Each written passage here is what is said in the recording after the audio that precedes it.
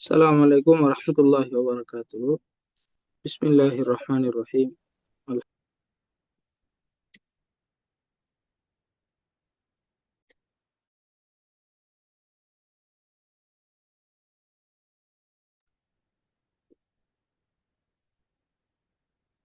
நம்ம நீண்ட இடைவெளிக்கு பின்னால இன்றைய வகுப்பை நாங்க ஆரம்பிக்கிறோம். இதுல என்ன விஷயம்டா, ஏற்கனவே கிளாஸ்ல வந்தவங்களுக்கும் அல்லது ரெக்கார்டிங் எல்லாம் ஃபாலோ பண்றாங்களுக்கும் எங்களோட கோர்ஸ், அதாவது இந்த கிளாஸ் எப்படி போகுதுங்கிற விஷயம் தெளிவா தெரிஞ்சிருக்கும். அதுல நாங்க ஆரம்பத்துல நபி ஸல்லல்லாஹு அலைஹி வஸல்லம் அவங்களுடைய பிறப்புக்கு முந்திய காலங்கள், நபி அவங்களுடைய பிறப்பு, அடுத்தது அந்த நபி அவர்களுடைய நுபுவத்துக்கு முந்தின காலம், அந்த சமூக கட்டமைப்புகள், நபி அவர்களினுடைய வருகை எதனை மையப்படுத்தி அமைந்திருந்தது, இப்படிங்கிற நிறைய விஷயங்களை பார்த்துட்டு நபி ஸல்லல்லாஹு அலைஹி வஸல்லம் அவங்களுக்கு இடையில திருமணம் முடித்த சம்பவங்கள், பிள்ளைகள் சம்பந்தமான சில தகவல்கள், அதே போல நபி ஸல்லல்லாஹு அலைஹி வஸல்லம் அவர்களுக்கு முதலாக வஹி இறங்கிய அந்த சம்பவம், அப்படியான ஒரு தகவலோட நபி ஸல்லல்லாஹு அலைஹி வஸல்லம் அவர்களுடைய சீராவை நாங்க பார்த்து ஒரு கட்டத்துக்கு வந்திருக்கோம். அதன் பிறகு நம்ம நபி அவர்களுக்கு வஹி இறங்கின அந்த செய்தியை நாங்க படித்ததுக்கு பின்னால வஹியாக இறங்கிய அந்த குர்ஆன் சம்பந்தமாக, அந்த குர்ஆனை எப்படி நாங்க விளங்கணும், அது சம்பந்தமாக எப்படி சில அறிவுகளை எங்களுக்குள்ள எடுத்துக்கொள்ளணும், அதை நாங்க தஃப்சீர்னு சொன்னா என்னங்கிற விஷயம் பார்த்து ஒரு சில சூறாக்களுக்கான தஃப்சீர்களை தொடர்ச்சியா நம்ம பார்த்து வந்தோம். அதுல சூரத்துல் ஃபாத்திஹா பார்த்திருக்கிறோம், சூரத்துல் இஹ்லாஸ் பார்த்திருக்கிறோம், அடுத்தது சூரத்துல் கௌசர், இப்படியான சூறாக்களை நம்ம பொதுவா பார்த்தோம். அந்த தொடர்ச்சியில இப்போ நாங்க கடைசியா சொல்லியிருந்தோம், அடுத்த கிளாஸ்ல நம்ம இன்ஷா அல்லாஹ் நாங்க ஹதீஸ் சம்பந்தமாக சில விஷயங்களை பார்ப்போம் அப்படின்னு சொல்லி ஏற்கனவே சொல்லியிருந்தோம். இப்போ நம்ம பொதுவாகவே இதுல நீங்க ஏற்கனவே மதரசாவில் ஓதினவங்களாக இருந்தா உங்களுக்கு இது பெரிய ஒரு விஷயமாக படாது. அல்லது நீங்க மதரசாவில் ஓதல்ல, அல்லது நீங்க இது சம்பந்தமான செய்திகளை பெருசா படிக்காத ஒருத்தராக இருந்தால் அது உங்களுக்கு பெரிய ஒரு பிரயோசனமாக இருக்கும்னு நம்புறேன். சரி, இப்ப நாங்க ஹதீஸ் அப்படின்னா என்னன்னு பார்த்தோம்னா, பொதுவாகவே நபி ஸல்லல்லாஹு அலைஹி வஸல்லம் அவங்களுக்கு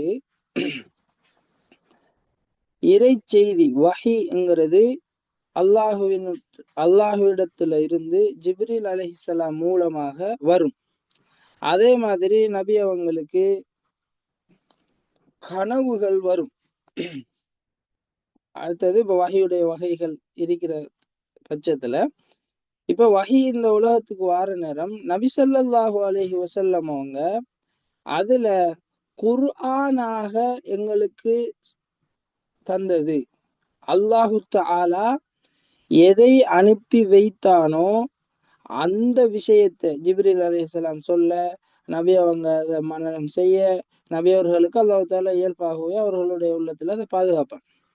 இப்ப நபி ஸல்லல்லாஹு அலைஹி வஸல்லம் அவங்க குர்ஆனாக இந்த உலகத்திற்கு தந்தது அப்படின்னு சொன்னா, அல்லாஹு தஆலா பேசியது, அல்லாஹு தஆலா சொன்ன அதே வார்த்தைகள், அல்லாஹு தஆலா சொன்ன அதே கருத்தோட அந்த இருக்கும். அதுதான் குர்ஆன்.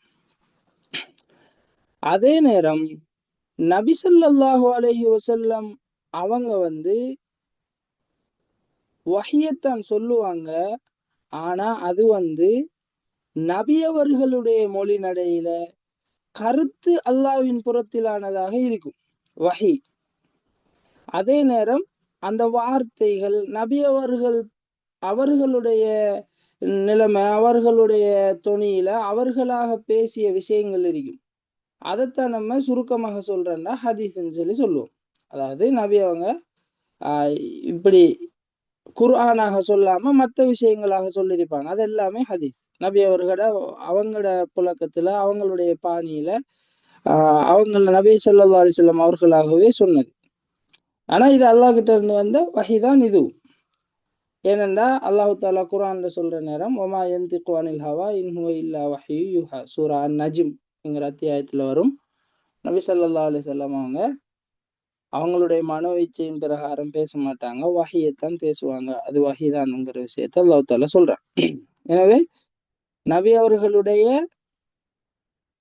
புரிதல், அவர்கள் பேசிய வார்த்தை பழக்க வழக்கங்களை வச்சு நபி அவங்க சொல்றது, இது ஹதீஸ் சுருக்கமாக. அதே நேரம் அந்த ஹதீஸ் உள்ளுக்கும் நபி அவங்க சில நேரங்கள்ல அல்லாஹு தஆலா சொன்னதாக கால் அல்லாஹ் என்று சொல்லி நபி அவங்க சொல்லுவாங்க. அதுவும் ஹதீஸுக்குள்ளதான் வரும். அல்லாஹு தாலா சொன்னதாக நபி ஸல்லல்லாஹு அலைஹி வஸல்லம் அவங்க சொல்லுவாங்க. அப்படி சொல்ற நேரம் அதை நம்ம ஹதீஸுல் குதுசி அப்படின்னு சொல்லி ஒரு வார்த்தையால சொல்லுவோம். இது சுருக்கமான ஒரு விஷயம். சரி, இப்ப நாங்க இந்த ஹதீஸ ஒரு பாட ரீதியான பார்வையில பார்த்தோம்னு சொன்னா சில அடிப்படைகளை புரிஞ்சுதான் நம்ம அதுக்குள்ள போகணும். இப்ப ஹதீஸ்ண்டா உங்களுக்கு நிறைய அதை நம்ம நபிமொழின்னு லேச சொல்லுவோம். சரி, இப்ப ஹதீஸ்ங்கிற வார்த்தைக்கு அதுக்கு என்ன வரை விளக்கணும்? இப்ப நாங்க பொதுவா எங்களோட எதை படிச்சாலுமே பொதுவா ஒவ்வொன்றுக்கும் வரை விளக்கணங்கள் பாடமாக்குறது, அது சம்பந்தமாக தேடுறது, எழுதுறது இருக்கும். அந்த அடிப்படையில பார்த்தா ஹதீஸ்ண்டா என்னன்னு சொன்னா நபி ஸல்லல்லாஹு அலைஹி வஸல்லம் அவர்களோடு தொடர்புபடும். அது நபி அவர்களுடைய சொல்லாக இருக்கும். நபி அவர்களுடைய சொல்லாக இருக்கும். அவங்க நபி ஸல்லல்லாஹு அலைஹி வஸல்லம் ஏதாச்சும் சொல்லியிருப்பாங்க.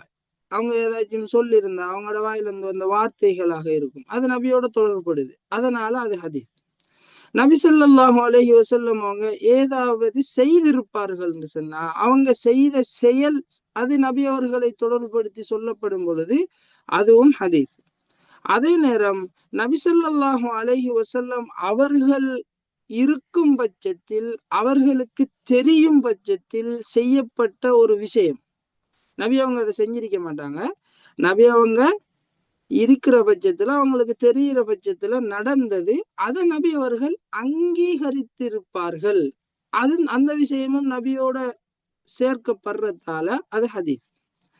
அதே மாதிரி நபி ஸல்லல்லாஹு அலைஹி வஸல்லம் அவர்களை பற்றிய வர்ணனைகள் அப்படின்னா நபி ஸல்லல்லாஹு அலைஹி வஸல்லம் அவர்களுடைய வர்ணனைகள் எனும் பொழுது அவர்களுடைய உடல் ரீதியான வர்ணனைகள், அவர்களுடைய பண்பாட்டு ரீதியான வர்ணனைகள். உதாரணத்துக்கு நபி ஸல்லல்லாஹு அலைஹி வஸல்லம் அவங்க ஆஹ் அழகானவர்களாக இருந்தார்கள், அவர்களுடைய முகம் இப்படி இருந்தது, அவர்களுடைய கால் கை இப்படி இருந்தது, அவங்க நடக்கிறது இப்படி இருக்கும், நபி ஸல்லல்லாஹு அலைஹி வஸல்லம் அவங்க இப்படி சிரிப்பாங்க, நபி அவர்கள் இரக்கம் காட்டுவாங்க, இப்படி இந்த விஷயங்கள், இந்த பண்பாடு. அடுத்தது நபி ஸல்லல்லாஹு அலைஹி வஸல்லம் அவர்களுடைய உடல் சார்ந்த இந்த வர்ணனைகள் எல்லாமே நபியோட அதுவும் தொடர்பு படுறதால அதையும் நம்ம பொதுவாகவே ஹதீஸ் அப்படின்னு சொல்லி சொல்லுவோம். சரி, இப்ப எங்களுக்கு தெளிவா விளங்கும் என்ன ஹதீஸ்ன்னா நபி அவர்களுடைய சொல் செயல் அவர்கள் இருக்கிற நேரத்துல அவர்களுக்கு தெரிகிற பட்சத்துல செய்யப்பட்ட விஷயங்கள் நபி அவங்க அதை ஆமோதிச்சிருந்தாங்கன்னு சொன்னா, ஒப்புக்கொண்டு இருந்தாங்கன்னா, அவர்களுடைய அங்கீகாரம் அந்த விஷயத்துக்கு இருக்கும்டா அதுவும் நபி ஸல்லல்லாஹு அலைஹி வஸல்லம் அவர்களை பற்றிய அவர்களோடு தொடர்பு படுறதால, அதே மாதிரி நபி அவர்களை பற்றிய பண்பாட்டு ரீதியான உடலியல் ரீதியான வர்ணனைகள் இது எல்லாமே பொதுவாக ஹதீஸ் அப்படின்னு சொல்லி நம்ம லேசா சொல்லுவோம். சரி,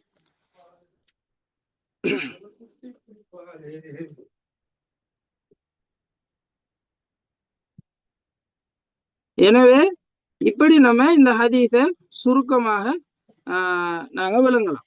இப்ப குர்ஆன் எவ்வளவு முக்கியமானதோ இந்த மார்க்கத்துக்கு, இந்த மார்க்கம் என்றா குர்ஆன் என்று சொல்ல இயலுமோ அதே மாதிரி இந்த மார்க்கத்தை நிரூபிக்கிறதுல இதுதான் மார்க்கம் சொல்லி சொல்றதுக்கு எங்களுக்கு இருக்கிற இன்னும் ஒரு மூலாதாரம் தான் இந்த ஹதீஸ். இன்னொரு வகையில சொல்ல போனா குர்ஆனுக்குரிய விளக்கமே இந்த ஹதீஸ் தான். இப்ப நாங்க குர்ஆனுக்கு இந்த குர்ஆன் ஆயத்து விளக்கம் சொல்லி சொல்லலாம், இந்த குர்ஆனுக்கு இது இந்த ஹதீஸ் விளக்கம் என்று சொல்லி சொல்லலாம். எனவே இந்த ஹதீஸ் தான் பெரும்பான்மையான மார்க்கத்தினுடைய சட்டங்களை மார்க்கத்தை விளங்கப்படுத்தக்கூடிய பகுதி. ஏனென்றா குர்ஆன்ல வந்து சில நேரங்கள்ல, ஏன்னா இப்ப எங்களுக்கு தெரியும் எங்களோட மார்க்கம் பெரியது, மனித வாழ்க்கை பெரியது. ஆனா குர்ஆன் வந்து ஒரு குறிப்பிட்ட அளவுக்குள்ளதான் இருக்குது. அப்ப அதுளுக்கு என்னன்னு சொன்னா எல்லாமே எங்களுக்கு குர்ஆன்ல எல்லாமே சொல்லப்பட்டிருக்கும் இல்லை. அடுத்தது எல்லா விஷயமும் தெளிவாக சொல்லப்பட்டிருக்கும் இல்லை, சுருக்கமாக சொல்லப்பட்டிருக்கும். அடிப்படையான விஷயங்கள் சொல்லப்பட்டிருக்கும். அவசியம் என்று அல்லாஹ் கருதுற தேவையான விஷயங்கள் மாத்திரம் அதுல சொல்லப்பட்டிருக்கும். அவை தவிர்த்து எல்லாமே குர்ஆன்ல சுருக்கமாக சொல்லப்பட்ட விஷயத்தினுடைய விளக்கம், குர்ஆன்ல மூடலாக எங்களுக்கு இருக்கக்கூடிய விஷயங்களுக்கான விளக்கம், அடுத்தது குர்ஆன்ல இல்லாத நிறைய விஷயங்கள், இது எல்லாமே இந்த ஹதீஸுக்குள்ள தான் நம்ம எடுப்போம். எனவே ஹதீஸ் தான் பெரும்பான்மையான பகுதி. சில பேர் நாங்க சமூகத்துல பார்க்கிறோம், ஹதீஸுகளை எங்கட நாட்டுல அந்த பார்வைகள் இல்லாம இருக்கலாம். சில பேர் குர்ஆன் மட்டும்தான் மார்க்கம், ஹதீஸ் இல்லைங்கிற சில பார்வை கோணங்கள்ல சில பேர் மாறி இருக்கிறாங்க. எனவே ஹதீஸ் இல்லைன்னு நம்ம சொல்லிட்டோம்னா இஸ்லாத்துல முக்காவாசி பகுதி எங்களுக்கு இல்லாம போயிடும், சுருக்கமாக சொல்றதா இருந்தா. எனவே பெரும்பான்மையான பகுதி ஹதீஸை வைத்துதான் எங்களுக்கு மார்க்கம்.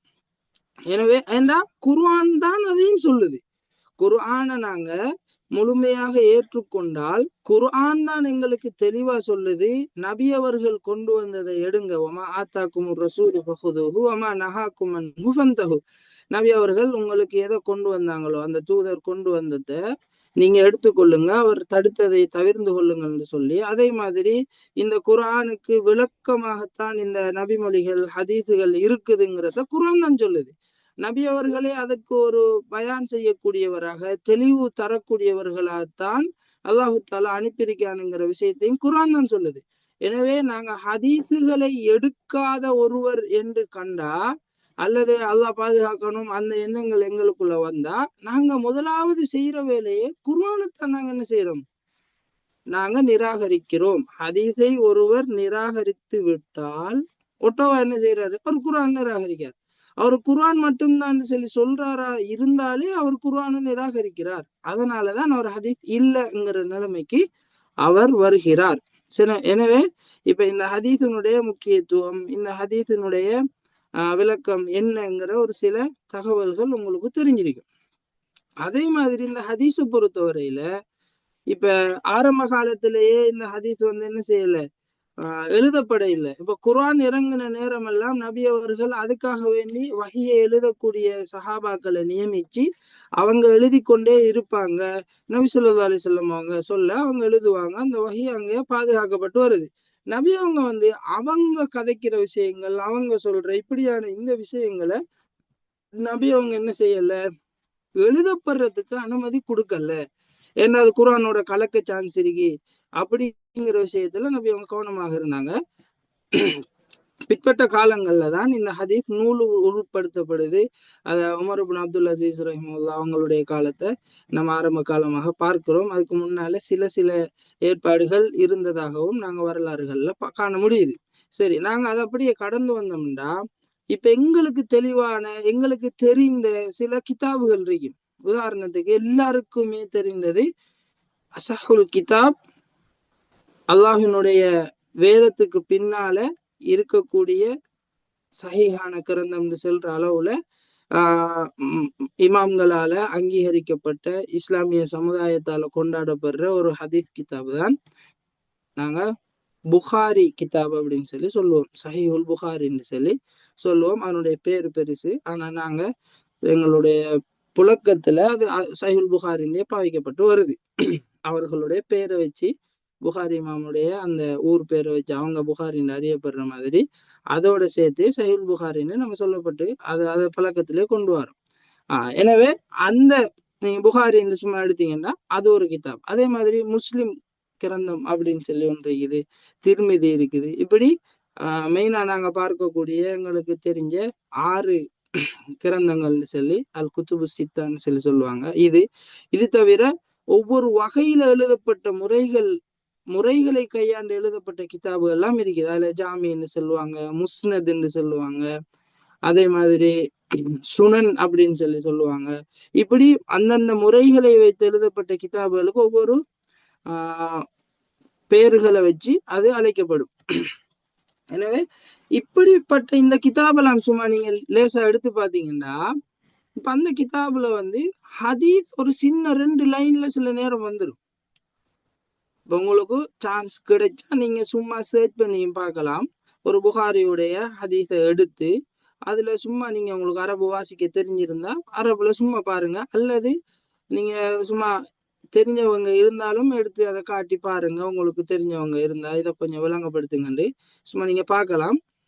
ஹதீஸ் ஒரு 2 லைன்ல சில நேரம் வரும், பெருசும் வரும், சின்னதா வந்துடும். ஆனா அதுக்கு மேலால பேர்களே வந்துகிட்டு இருக்கும். அதைத்தான் சொல்றது அறிவிப்பாளர் வரிசை.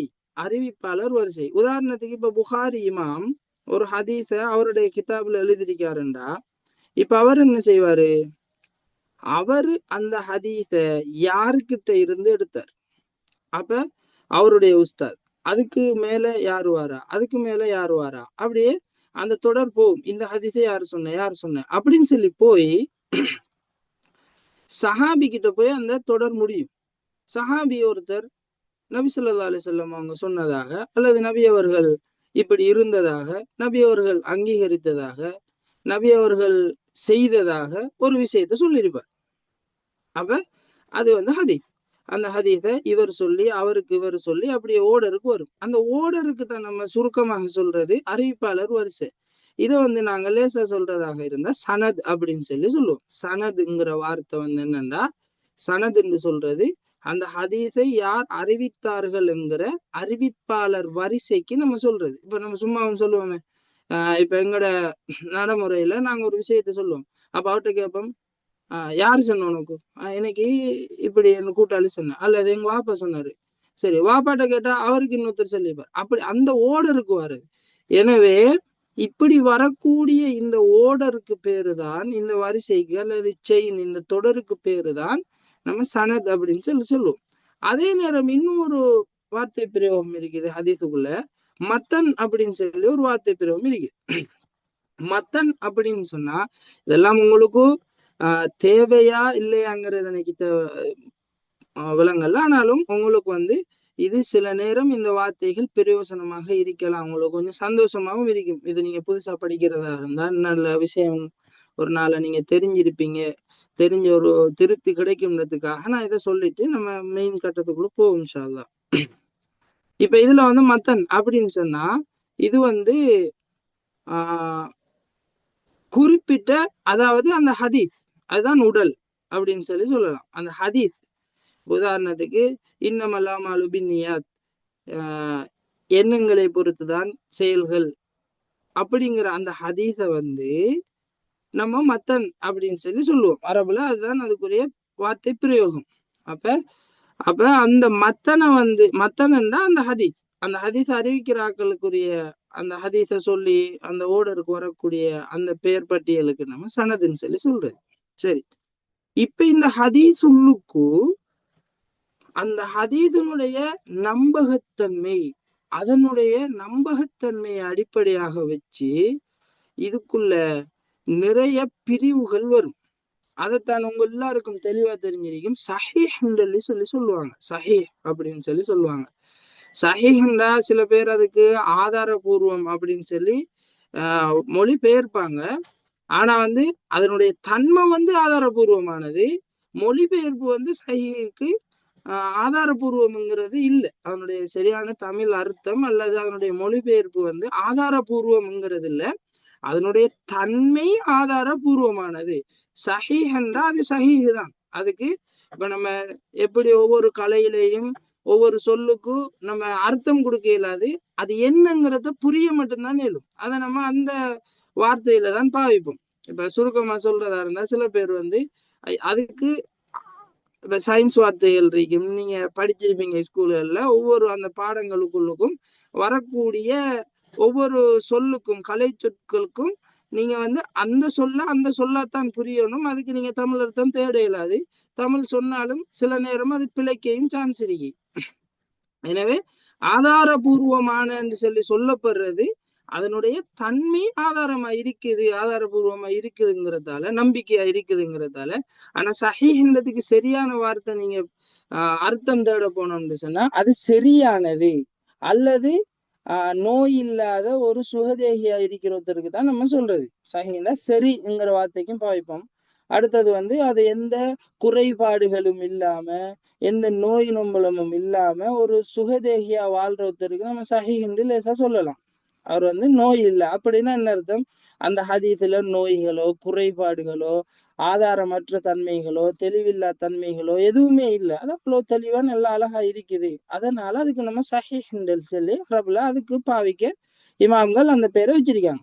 இதெல்லாம் எப்ப வருதுன்னு கேட்டா இந்த சஹீஹ் லைஃப் இப்படி வார்த்தைகள் வரும். இதெல்லாம் நபி ஸல்லல்லாஹு அலைஹி வஸல்லம் அவங்க இந்த ஹதீஸ் சஹி இப்படி வந்தா சஹின்னு அவங்களாக சொன்னதில்லை. பிற்பட்ட அந்த கலை வல்லுநர்களால அதனுடைய இமாம்கள் ஆசிரியர்களால அந்த துறை சார்ந்த அறிஞர்களால உருவாக்கப்பட்ட முறைகள் தான் இது. அதுலயும் புகாரி இமாம் கடுமையாக இந்த விஷயத்துல நடந்திருக்காங்க. எனவே அவர்களுடைய அந்த அளவுக்கான சஹிகள் மற்றவர்கள்ட்ட இருக்காது அப்படிங்கிற விஷயம் இருக்கு. சஹிங்கிற நிலைமையில அதுக்கு ஒரு 5 நிபந்தனைகள் வரும். அந்த 5 நிபந்தனைகள்ல ஒன்று இல்லாம ஆயிடுச்சு. அப்படியான ஒரு நிலைமை வார நேரம் அது அதனுடைய அடுத்த கட்டத்துக்கு போகும். அதை நம்ம ஹசன் அப்படின்னு சொல்லி சொல்லுவோம்.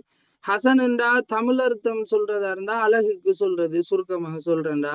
ஆனா அழகான ஒருத்தருக்கு ஹசன் சொல்றது. ஆனா இங்க நம்ம பொதுவா ஹசனான ஹதீஸுகளுக்கு ஹசன் என்று சொன்னா அழகான ஹதீஸ் என்று மொழிபெயர்க்க படுற இல்லை. நம்ம சஹீஹுக்கு அடுத்த படித்தரமானதாக இருந்தால் சஹீஹுக்கு அடுத்த படித்தரத்துல வருது ஹசன்.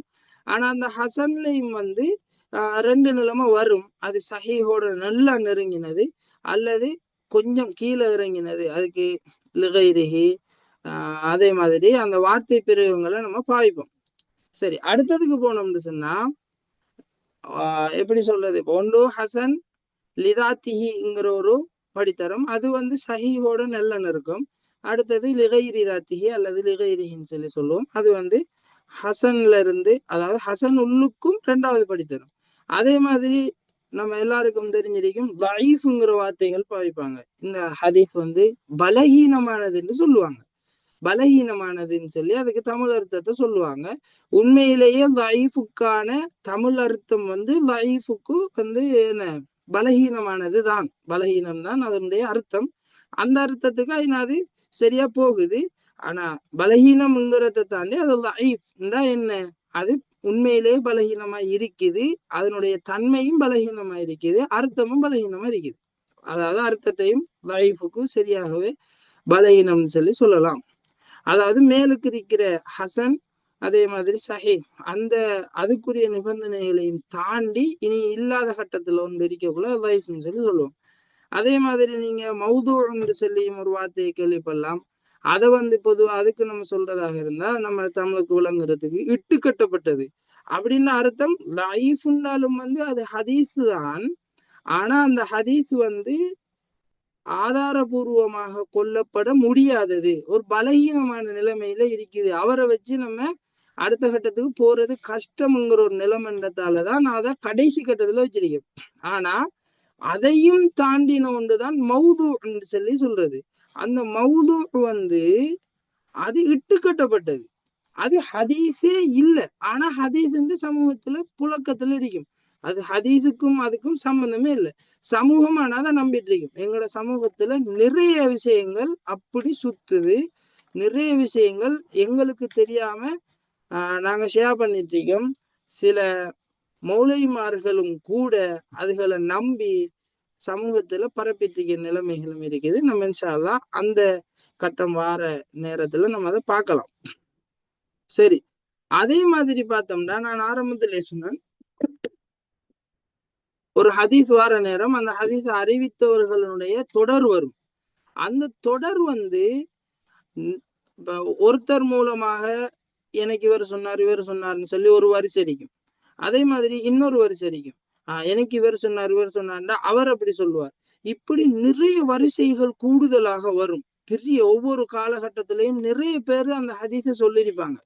இப்ப சுருக்கமாக நீங்க சொல்றதா இருந்தா, நீங்க ஸ்கூல்ல படிக்கிறீங்கன்னு வைங்க, இப்ப உங்களுக்கு ஒரு செய்தி ஒன்று வந்திருக்கு. இந்த செய்தியை எடுத்து பாக்குறீங்க, இது யார் யாருக்கு தெரியும், இது யார் யாரு சொன்னா, நீங்க ஒரு 9ஆம் வகுப்புண்டா 10ஆம் வகுப்புல இருக்கக்கூடிய ஒரு 10 பேருக்கு அது தெரிஞ்சிருக்குது. அங்கால 11ஆம் வகுப்பு போறீங்க, அங்கேயும் அந்த 10 பேருக்கு தெரிஞ்சிருக்கு, அவங்களும் அந்த விஷயத்த சொல்லியிருக்காங்க. அதே மாதிரி 12ஆம் வகுப்பு 13ஆம் வகுப்புன்னு போற நேரம் எல்லா நேரத்திலையும் அது பெரிய ஒரு பகுதியால குறைஞ்சது 10 பேருன்னு வைங்களேன். இப்படி வருதுன்னு சொன்னா இது பெரும்பான்மையான ஒவ்வொரு காலகட்டத்திற்கும் உரியவர்களால அது அறிவிக்கப்படுது. எனவே ஹதீதுடைய பார்வையிலையும் உதாரணத்துக்கு ஒரு தாபி இருக்காருன்னா அந்த வரிசைகள் இருக்கு. தாபியங்களுடைய காலத்துல அவங்களுக்கு மேல இருந்தார்கள், இப்ப சஹாபாக்களுடைய காலத்துல எல்லாம் நிறைய பேரு அந்த ஒரு ஹதீஸ அறிவிப்பாங்க.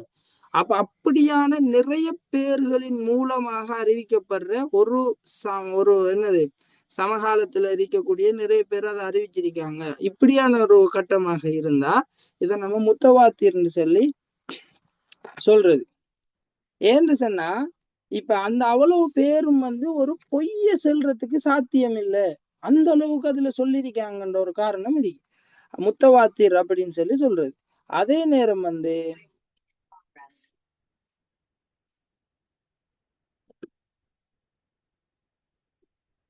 அதே மாதிரி இந்த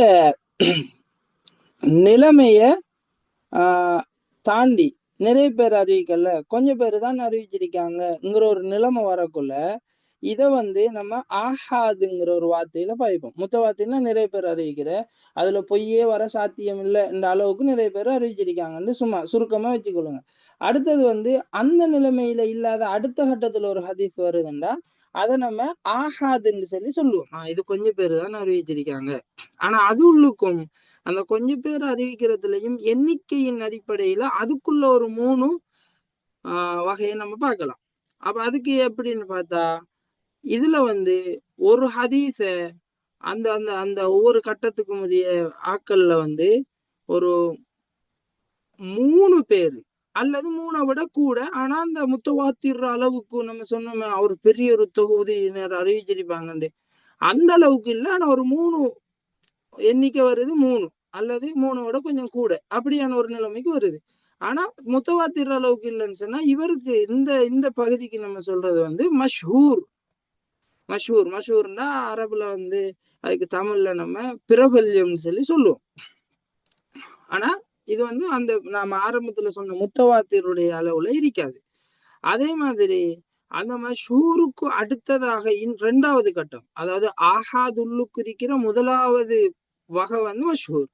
அந்த மஷூருக்கு அடுத்த வகை தான் அசீஸ் சொல்லி சொல்றது. அதாவது இது என்ன, 2 பேரு ஒவ்வொரு அந்த காலகட்டத்துக்கும் அந்த பகுதியில அறிவிச்சிருப்பாங்க. 2 பேர் அறிவிச்சிருப்பாங்க. ஆனா 3 ஆகல, 3 ஆகினா அது மஷூர் ஆயிரும். அப்ப 2 பேரு தான் அதுல இருப்பாங்க ஒவ்வொரு கட்டத்துக்கும். அதுக்கு நம்ம தபக்கான்னு சொல்லி சொல்றது சுருக்கமாக. அப்ப அந்த கட்டத்துல 2 பேரு தான் அறிவிச்சிருக்காங்களாம். அவருக்கு மேல அதுலயும் 2 கட்டம் தான், 2 பேரு தான் அறிவிச்சிருக்காங்க அந்த ஹதீஸுக்கு. இப்படின்னு ஒரு ஹதீஸ் வருதாக இருந்தா இதுக்கு நம்ம சொல்றது அசீஸ். அதே மாதிரி பார்த்தா ஒவ்வொரு இடத்துலையும் ஒவ்வொருத்தர் தான் அறிவிச்சிருக்காரு. இவருக்கு இவர் சொன்னார், அவருக்கு அவர் சொன்னார்னு சொல்லி மேலுக்கு மேலுக்கு போகுது. அவங்கள தாண்டி வேற யாரும் அந்த ஹதீஸை அறிவிக்கல. அப்படின்னு சொன்னா இதுக்கு சொல்றது கரீப்னு சொல்லி சொல்லுவாங்க. கரீபு. இதுக்கு நம்ம தமிழ்ல சும்மா லேசா விளங்குறதுக்கு சொல்றதா இருந்தா சில நேரம் அரிதானது, அபூர்வமானது அப்படின்னு சொல்லி அதுக்கு நம்ம சும்மா சுருக்கமாக சொல்லலாம். இதெல்லாம் முக்கியமான பகுதிகள். இப்ப இதையும் தாண்டி உங்களுக்கு இது உள்ளுக்கு பெருசா தேவை இல்லைன்னு நான் நினைக்கிறேன். அதனால நம்ம அடுத்த கட்டத்துக்கு போகலாம்.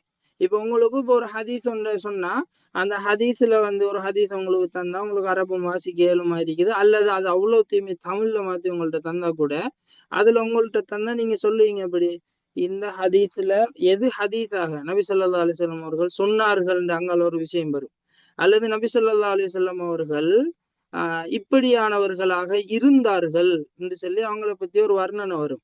நபி ஸல்லல்லாஹு அலைஹி வஸல்லம் அவர்கள் இந்த விடயம் நடக்கும் பொழுது அதனை ஆமோதித்தார்கள், அங்கீகரித்தார்கள், எதுவும் சொல்லவில்லை, இப்படி நடந்து கொண்டு இருந்தது. ஆனால் நபி அவர்களால அதுக்கு எந்த ஒண்ணுமே வரல அப்படிங்கிற ஒரு நிலைமை வர நேரம் அது. ஆனா நபி அவங்க செய்யல, நபி அவங்க செய்யவும் சொல்லல, நபி அவங்க சொல்லவும் இல்லை, நபி அவங்களாக நபி அவங்களோட தொடர்பும் இல்லை. ஆனா நடக்குது, நபி ஸல்லல்லாஹு அலைஹி வஸல்லம் அவங்க அதை அங்கீகரிக்காங்க.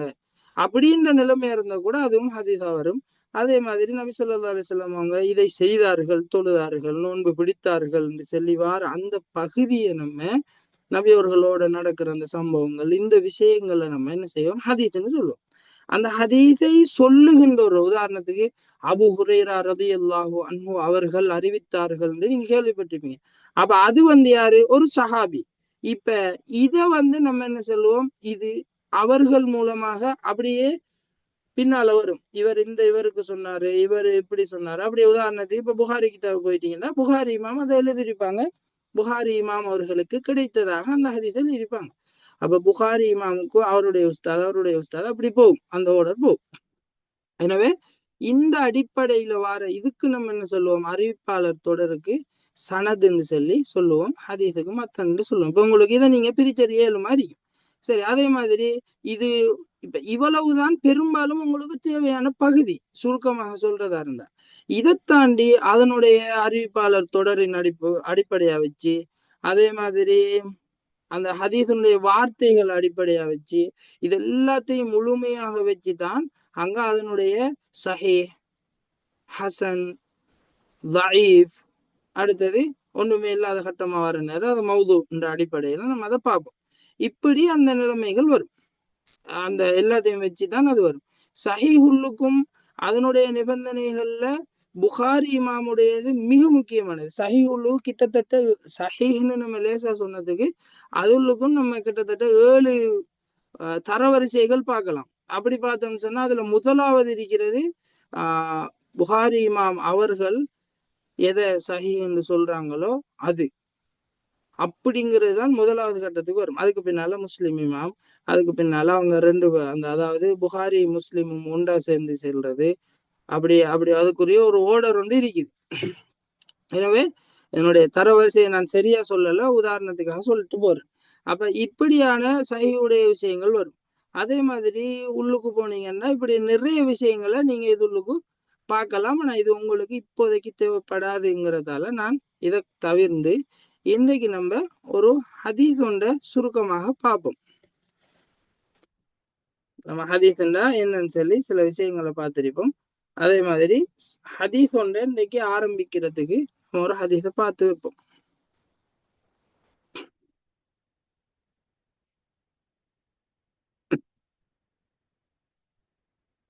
இன்றைக்கு நம்ம பார்க்க போற ஹதீஸ் நபி ஸல்லல்லாஹு அலைஹி வஸல்லம் அவர்களோட ஒருத்தருக்கு நடந்த ஒரு சம்பவத்தை அடிப்படையாக வச்சு நம்ம இப்ப பார்க்க போறது. இது பெரிய ஒரு ஹதீஸ், பெரிய ஒரு சம்பவத்துல ஒரு சின்ன துண்டை மட்டும் நம்ம இன்னைக்கு ஒரு ஹதீஸாக பார்க்க போறோம். இது நீங்க புகாரியில வரும், முஸ்லிம்ல வரும் இந்த ஹதீஸ். இதை சுருக்கமாக இப்ப நம்ம பார்க்க போறோம். இதை நீங்க இப்ப நான் சொல்ற நேரத்துல உங்களுக்கு இப்ப ஆரம்பத்துல எடுத்த இந்த அறிமுகம் இதுள்ளுக்கும் உங்களுக்கு தேவைப்படலாம். எனவே இந்த விஷயத்த பார்ப்போம்.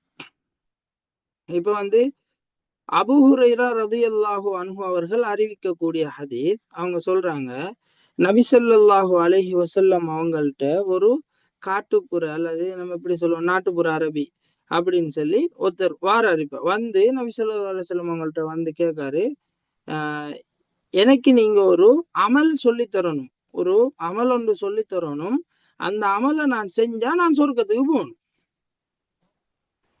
எனக்கு நீங்க ஒரு அமலை சொல்லி தரணும், அந்த அமலை சொன்னீங்கன்னா அந்த அமலை நீங்க சொல்லித்தர அமலை நான் செஞ்சேன்டா நான் சொர்க்கத்துக்கு போகணும். அப்படி ஒரு அமல் நீங்க சொல்லித்தாங்க. இப்ப அவங்க இப்படி நபி ஸல்லல்லாஹு அலைஹி வஸல்லம் அவங்கள்ட்ட இப்படி கேட்காங்க. அவர் கேட்ட உடனே நபி ஸல்லல்லாஹு அலைஹி வஸல்லம் அவங்க அவருக்கு சொல்லி கொடுக்காங்க. இது பெரிய ஒரு பகுதி, நான் சுருக்கமானதை தான் சொல்றேன். இப்ப நபி ஸல்லல்லாஹு அலைஹி வஸல்லம் அவங்க அவருக்கு சொல்லி கொடுக்காங்க, தஅபுதுல்லாஹ லா துஷ்ரிக் பிஹி ஷைஆ. முக்கியமான ஒரு விஷயம்.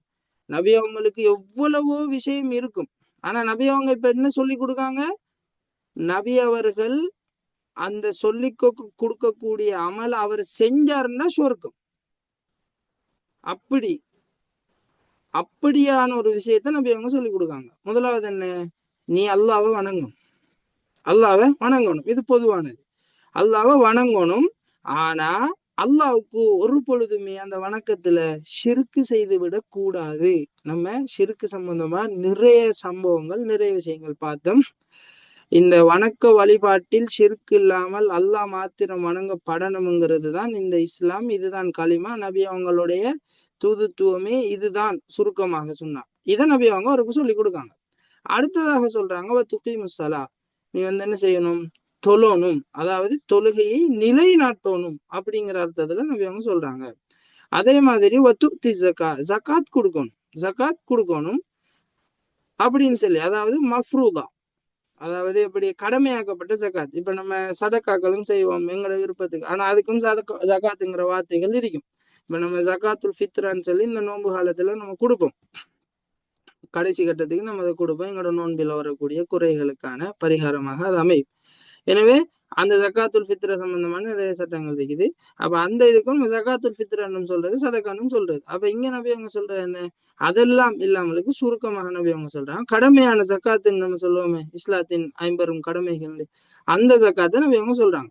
அதே மாதிரி ஒத்தசூமு ரமதான், ரமதான் மாசத்துல நோன்பு பிடிக்கணும், இவ்வளவு நீ செஞ்சா சொர்க்கம் போகலாம். இதை நபி அவங்க சுருக்கமா அந்த மனுஷனுக்கு சொல்றாரு. சொன்ன உடனே அவர் வல்லதி நப்சி பியதிஹி, அல்லாஹ் மேல அவரு சத்தியம் பண்ணி சொல்றாரு, லா அசீது அலாஹாதா, நான் இதை விட கூட ஒன்றும் செய்ய போறதில்ல. என்ன அவர் கேட்டது என்ன, நீங்க எனக்கு ஒரு அமலை சொல்லித்தாங்க, அந்த அமலை நான் செஞ்ச சொர்க்கத்துக்கு போயிடணும். அப்ப நபி அவங்க இதை செய்யுங்கன்னு சொல்லி அழகா சொல்லி கொடுத்துட்டாங்க. அதோடைய அவர் சொல்றாரு, நான் இதோட கூட்ட மாட்டேன்னு சொல்லிட்டு அவர் போறாரு. ஃபலம்மா வல்லா, அவர் போனதுக்கு பின்னால கால நபி ஸல்லல்லாஹு அலைஹி வஸல்லம், நபி ஸல்லல்லாஹு அலைஹி வஸல்லம் அவங்க அந்த மனிதரை பத்தி சொல்றாங்க எப்படின்னா, யார் சொர்க்கவாசிகளில் ஒருவரை பார்க்கணும்னு விருப்பமாக இருக்கிறதோ இந்த மனிதரை பார்க்கட்டும் அப்படின்னு சொல்லி நபி ஸல்லல்லாஹு அலைஹி வஸல்லம் அவங்க சொல்றாங்க. ஒரு சொர்க்கவாசியை பார்க்கணும்டா இவரை பாருங்க என்று சொல்லி நபி ஸல்லல்லாஹு அலைஹி வஸல்லம் அவங்க சொல்றாங்க. இப்ப இதுள்ளுக்கு என்ன வருது, நபி ஸல்லல்லாஹு அலைஹி வஸல்லம் அவங்களோட நடந்த சம்பவம் வருது, நபி ஸல்லல்லாஹு அலைஹி வஸல்லம் அவங்க சொன்னது வருது, நபி ஸல்லல்லாஹு அலைஹி வஸல்லம் அவங்க அந்த மனிதர் குறித்து சொன்னது, இப்படி ஒரு சம்பவமே இந்த ஹதீஸுக்குள்ள வருது. இது அறிவிக்கிறது யாரு, அபூ ஹுரைரா ரலியல்லாஹு அன்ஹு. இப்ப இது அந்த அறிவிப்பாளர் தொடருக்குள்ள போகும். ஆனா நம்ம இதெல்லாம் என்ன செய்யறோம், இடையில எல்லாரையுமே விட்டுட்டு, எங்களுக்கு இந்த ஹதீஸை கொண்டு யார் சேர்த்தாவோ அந்த வருஷம் அப்படியே விட்டுட்டு சஹாபிட்ட போயிடுறோம். சஹாபிட்ட போயிட்டு அது அப்படியே நபி அவர்களோட சேருது. எனவே இதுக்கும் பேர்கள் இருக்கு. இந்த தொடர் வரிசைகள் அறந்து போறது, இது குறிப்பிடப்படாத நேரத்துல இதுக்கு என்ன வார்த்தைகள் பாய்க்கிறதுன்னா அது உள்ளுக்கும் நிறைய இருக்குது. அப்ப இது பெரிய ஒரு பகுதி ஹதீஸுங்கிறது. நம்ம தமிழ் கிதாபுகளை வாசிக்கிறதால நான் ஹதீஸை படிச்சுட்டேன், மார்க்கத்தை படிச்சுட்டேனுங்கிற ஒரு நிலைமை வரக்கூடாது. எனவே இது உங்களுக்கு ஒரு அறிமுகத்துக்காக வேண்டி ஒரு படிக்கிற நேரத்துல இப்படியும் இருக்குதா, இவ்வளவு பெரிய பகுதியாங்கிற ஒரு புரிதலாச்சும் வரணும்ங்கிறதுக்காக தான் நான் அந்த விஷயங்களை சொல்றேன். சரி, இப்ப இந்த ஹதீஸ் உங்களுக்கும் நினைவுல இருக்கும். நபி அவங்க அவருக்கு என்ன சொல்லி கொடுக்காங்க, அல்லாஹ் வணங்கணும், அதுலயும் அல்லாவை தவிர வேற யாரையும் வணங்கிடப்படாது. அல்லாவையும் வணங்கி இன்னும் தெரியும், அது இல்லை. இபாதத்துன்னு அல்லாஹ்க்கு மட்டும்தான். அதே நேரம் தொழுகை நீ தொழணும், அது பொதுவானதை சொல்லிட்டு நபி அவங்க அந்த இபாதத்துக்குள்ளதான் தொழுகை வரப்போது நபி அவங்க இஸ்லாத்தினுடைய அந்த முக்கியமான கடமைகளை சொல்றாங்க. தொழணும், ஜக்காத் கொடுக்கணும், அந்த ரமலான் மாசத்துல நோன்பு நோக்கணுங்கிற விஷயத்த சொல்லி கொடுக்காங்க.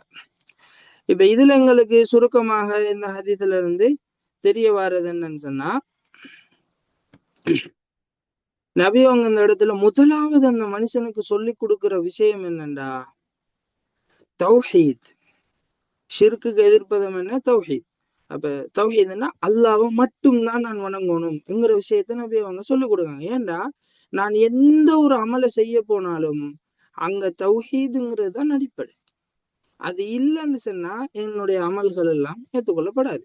எனவே அந்த விஷயத்துல கவனமாக இருக்கணும்ங்கிற விஷயத்த அல்லாஹ் தாலாவுடைய தூதர் ஸல்லல்லாஹு அலைஹி வஸல்லம் அவங்க சொல்லி கொடுத்துட்டு மற்ற விஷயங்கள்லாம் சொல்லி கொடுக்காங்க. இப்படி ஒரு முக்கியமான பகுதியை நம்ம இதுக்கு பார்க்கலாம். எங்களுக்கு சுருக்கம் என்னன்னா, இந்த ஹதீஸ்ல இருந்து எடுக்க போறது, நாங்க சொர்க்கத்துக்கு போகணுமாக இருந்தா எவ்வளவு இபாதத் செய்யறோம்ன்றது இல்ல, இபாதத் செய்யறது அல்லாஹ்வுக்கு மட்டும் அமையணும், அதுல எந்த வித ஷிர்க்கும் வந்துடக்கூடாது, இன்றைக்கு சமூகத்துல நடக்கிற மாதிரி அல்லாஹ்வுக்கு செய்யப்பட வேண்டிய விஷயங்கள் எல்லாம் நல்லவர்கள் நல்லவைகள் என்கிற நல்ல எண்ணத்துல செய்யப்படுகிறது. அது கேட்டா நாங்க அதை இபாதத் செய்யலன்னு மக்கள் சொல்றாங்க. ஆனாலும் அது அல்லாஹ் கிட்ட செய்யப்பட வேண்டியதை அவங்க இபாதத் இல்லைன்னு சொல்லிக்கிட்டு அதை அங்க செஞ்சா அது இபாதத்து தான். அதுவும் அவங்க அல்லாஹ் விட்டு இன்னொருத்தருக்கு செய்யறதுதான். இப்ப உதாரணத்துக்கு நான் ஏற்கனவே இது சம்பந்தமா நிறைய பேசியிருப்பேன். இப்ப நாங்க ஒருத்தருக்கு ஏசுற என்று சொல்லி சொன்னா அதுக்கு ஒரு வரை விளக்கணும் ஒரு நடைமுறை எங்க சமூகத்துல இருக்கும். இப்ப ஒருத்தர்கிட்ட அவருக்கு ஒருத்தர் ஏசுறாரு, ஆனா இவர் சொல்றாரு நான் ஏசல. ஆனா அது எல்லாருக்கும் தெரிஞ்சது அதுதான் ஏச்சுங்கிறது. ஆனா அவரு சொல்றாரு ஒருத்தருக்கு ஏசிக்கிட்டு நான் ஏசல்லையே நான் ஏசல்ல நான் சும்மா தான் கதைக்கேன் ஏசல்ல. ஆனா இங்க சமூகத்துல அது பொதுவாகவே தெரியும் அவர் ஏசுறாரு. ஆனா அவரு பார்வையில அவர் ஏசல்லன்னு சொல்லிக்கிட்டு அவர் ஏசுறாரு. அவர் அப்படி நினைச்சதுக்கு அது ஏச்சுன்னா அது ஏச்சுதான். நாங்க அவரு பார்வையில அது ஏச்சு இல்லையாம் அதால அவர் ஏசல்லன்னு முடிவு எடுக்க மாட்டோம். எனவே இப்ப உதாரணத்துக்கு ஒருத்தருக்கு அறையிறாருன்னு சொன்னா அடிக்காருன்னு சொன்னா நம்ம சொல்லுவோம் அடிக்காதீங்கன்னு சொல்லி. அப்ப அவரு சொல்லுவாரு இது இது நோயா போகுது இதெல்லாம் ஒரு அடியான்னு சொல்லி. அது அவருக்கு நோயாம இருக்கலாம் அவருக்கு வலிக்காம இருக்கலாம். ஆனா அவரு செய்யற செயல் பிழைன்னா பிழைதான். அது செய்யப்படக்கூடாதுன்னா படக்கூடாது. உதாரணத்துக்கு நான் சொன்னது. எனவே இப்படித்தான் ஷிர்க்கும் எங்களுடைய சமூகத்துல தாராளமாக நடக்குது. இபாதத் பிற விஷயங்களுக்கும் பிறர்களுக்கும் செய்யப்படுகிறது. கேட்டா நாங்க அதெல்லாம் இபாதத்தா இந்த இதுல கேட்பாங்க.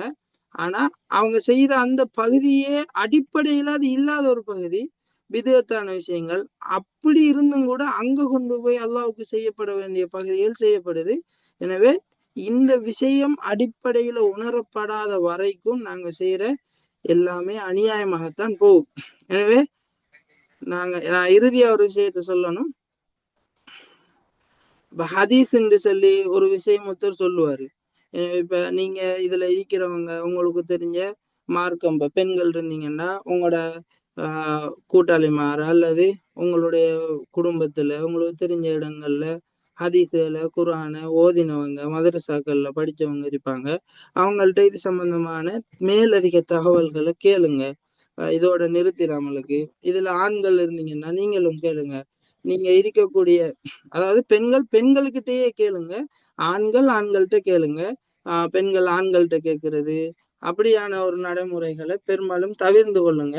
நீங்க அல்லது எப்படி அணுகி கேட்க வேண்டிய நிலைமை இருக்குதோ அத ஒரு நல்ல மரியாதையான முறையில அதுக்கான வழிகளை செய்யுங்க. அடுத்தது இப்ப ஆண்களாக இருந்தீங்கன்னா பள்ளியில மௌலைமார்கள் இருப்பாங்க.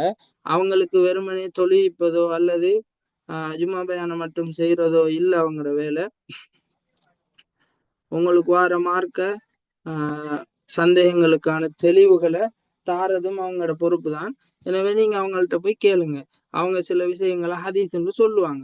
அப்படி சொன்னாங்கன்னா நீங்க அவங்கள்ட்ட கேட்கணும். இது என்ன ஹதீஸ் இது எங்க வருது சும்மா சொல்லிட்டு போயிடுவாங்க. ஏன்னா நிறைய ஹதீஸ்ன்ற பேர்ல மௌது இட்டுக்கட்டப்பட்ட விஷயங்கள் போகுது. அடிப்படையாக கொள்ள முடியாத லைஃபான விஷயங்களை சொல்லிட்டு போறாங்க. அதுல நோன்பு காலத்துல நிறையவே நடக்கும். அவங்க ஒண்ணு சொல்றாங்களாக இருந்தா இதுக்குரிய ஏன்னா இப்ப உங்கள்ட்ட ஒரு சின்ன ஒரு அறிவு கிடைச்சிருக்கு. இப்ப நீங்க இதை வச்சு அவங்கள்ட்ட கேட்கலாம். ஏன்னா நீங்க கேட்கறது விவாதிக்கிறதுக்கோ அவங்கள குழப்புறதுக்கோ அல்ல. நீங்க இன்னும் தெரியணும். அப்ப அவங்க சும்மா ஒரு ஹதீஸ சொல்லிட்டாங்கன்னு சொன்னா அந்த ஹதீஸை வச்சு படிக்கணும். இப்ப இந்த ஹதீஸ் இது இப்படி வருது இது எங்க வருது இது யாரு சொல்றா இதனுடைய தரம் இப்படி வந்திருக்கு. இது பெரிய பகுதி. நான் சும்மா உங்களுக்கு அடுத்த கட்டத்துக்கு போறதுக்கான ஒரு வழிகாட்டல சொல்றேன். எனவே இந்த விஷயங்களையும் நீங்க கவனத்துல எடுங்க.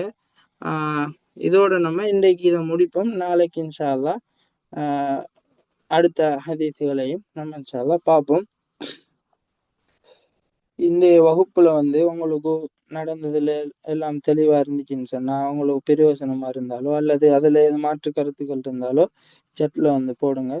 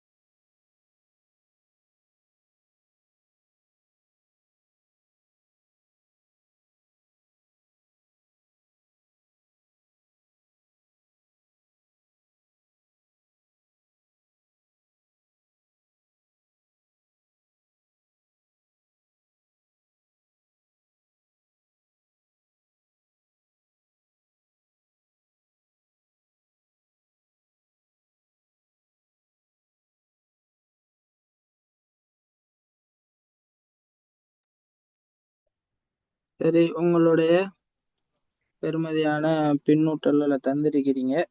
இதோட நம்ம இதை முடிச்சு கொள்வோம். சுப்ஹானக்கல்லாஹும்ம பிஹம்திக அஷ்ஹது அல்லா இலாஹ இல்லா அன்த அஸ்தக்ஃபிருக வ அத்தூபு இலைக்.